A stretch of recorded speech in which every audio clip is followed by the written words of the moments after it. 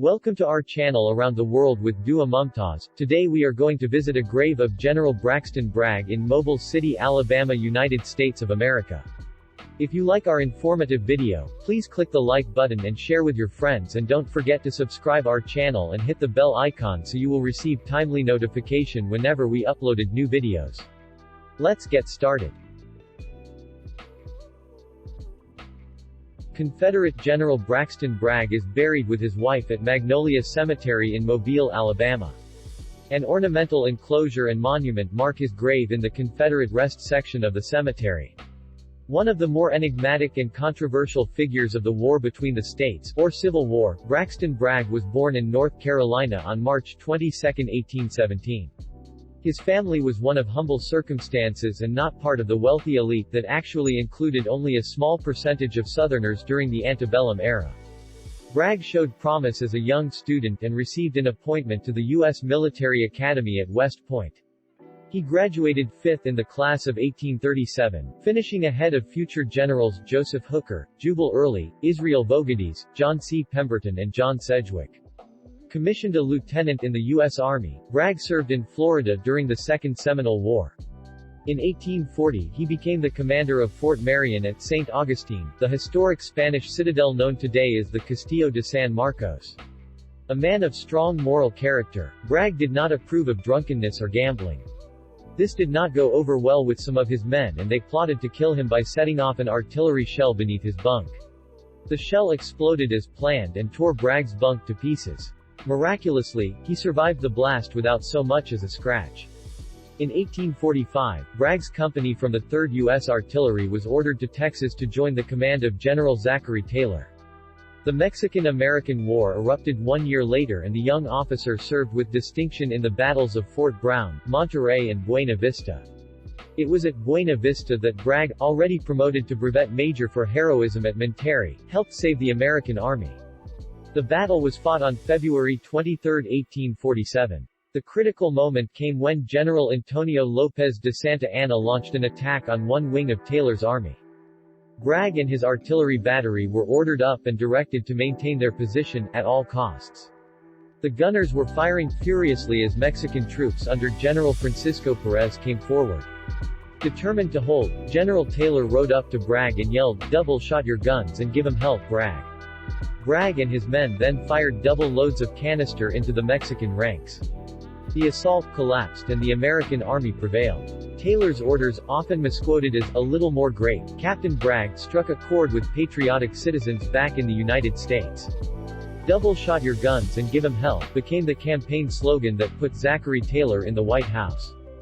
Braxton Bragg became a national hero. Among the troops that Bragg's guns saved at Buena Vista was the Mississippi Regiment of Colonel Jefferson Davis. From the bloody carnage at Buena Vista grew a friendship between the two men that lasted for the rest of their lives. Colonel Bragg left the U.S. Army in 1856 to purchase a sugar plantation in Louisiana. Although he opposed secession, he believed that his first loyalty was to his state. Anticipating the coming war, Louisiana organized a 5,000-man state army. Braxton Bragg was appointed Major General and given command. On March 7, 1861, he was appointed a Brigadier General in the regular Confederate Army by his old friend and now President, Jefferson Davis. General Bragg was sent to Florida where he defended Pensacola with impressive energy. He molded his undisciplined force into one of the Confederacy's best-trained armies. When Forts Henry and Donelson fell in Tennessee and opened the South to major Union invasion, General Bragg and his men were ordered to report to General Albert Sidney Johnston in Corinth, Mississippi. The Confederates attacked the Union Army of General Ulysses S. Grant at the Battle of Shiloh on April 6, 1862. Bragg's corps fought fiercely against desperate Federals at the Hornets' Nest. The Union lines were driven back into a final position and the Confederates were closing in when General P. G.T. Beauregard suddenly called off a final attack. Johnston had been killed in the fighting and Beauregard was now in command. Bragg objected to the decision and urged one last attack, but Beauregard was stunned by the magnitude of the bloodshed and the final assault did not take place.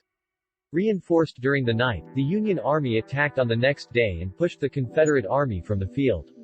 Had Bragg's advice for a final assault been followed, the Union Army might well have been destroyed and the reputation of Ulysses S. Grant with it.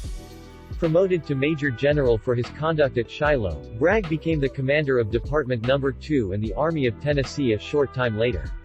He stunned Union commanders by pushing all the way to the Ohio River. A promised flood of recruits failed to appear in Kentucky, so he ordered a slow withdrawal from the state, fighting the Battle of Perryville along the way. The Kentucky campaign ended with Bragg's army occupying Murfreesboro, Tennessee, far to the north of its starting point. There the men could obtain supplies and threaten Nashville. General William Rosecrans finally brought the Union Army out of Nashville at Christmas. The result was the mid-winter Battle of Stones River, in which the two armies fought to a bloody stalemate. Unable to drive back Rosecrans and fearful that the river might rise and divide his army, Bragg withdrew to Tullahoma, Tennessee. Rosecrans avoided another pitched battle and moved his army around Bragg through North Alabama and into Georgia. The Confederates fell back through Chattanooga. Reinforced by James Longstreet's corps from the Army of Northern Virginia, Bragg turned on the Federals and launched the Battle of Chickamauga on September 19, 1863. On the next day he achieved the signal victory of his career when an attack by Longstreet's corps hit a gap in the Union lines and shattered Rosecrans' army. Like Beauregard at Shiloh, however, Bragg was now immobilized by the magnitude of the slaughter. Chickamauga was second only to Gettysburg in terms of human cost, with the army's reported combined losses of 34,624 men. Left uncertain by the bloodletting, he failed to aggressively pursue the defeated Federals. Tensions were already simmering between Braxton Bragg and his subordinate generals, but they exploded after Chickamauga. Some of them requested his removal, but his old friend Jefferson Davis kept him in command. Bragg is remembered today as a grumpy and disagreeable man, but it is seldom noted that he suffered from several severe illnesses. These included chronic migraines, dyspepsia, nerve pain and rheumatism. He lived in constant and often severe pain. In November 1863, the Army of Tennessee was defeated in battle at Lookout Mountain and Missionary Ridge. Bragg offered his resignation and was replaced by General Joseph E. Johnston. Unlike many other commanding officers in such circumstances, however, Braxton Bragg continued to do what he could for the cause of the South. He traveled to Richmond where he served as Chief of Staff to President Davis. In this position he improved the organization of the South's supply system and improved the operation of the conscription, or draft. It was Braxton Bragg who urged Jefferson Davis to appoint P.G.T. Beauregard to the command of the defenses of Richmond and Petersburg. The decision prevented the fall of Richmond when Beauregard was able to hold off a much larger attacking Union force at Petersburg until Robert E. Lee could arrive with the Army of Northern Virginia. As the war neared its end, he swallowed his pride and served in North Carolina as a subordinate to his one-time replacement, Joseph E. Johnston.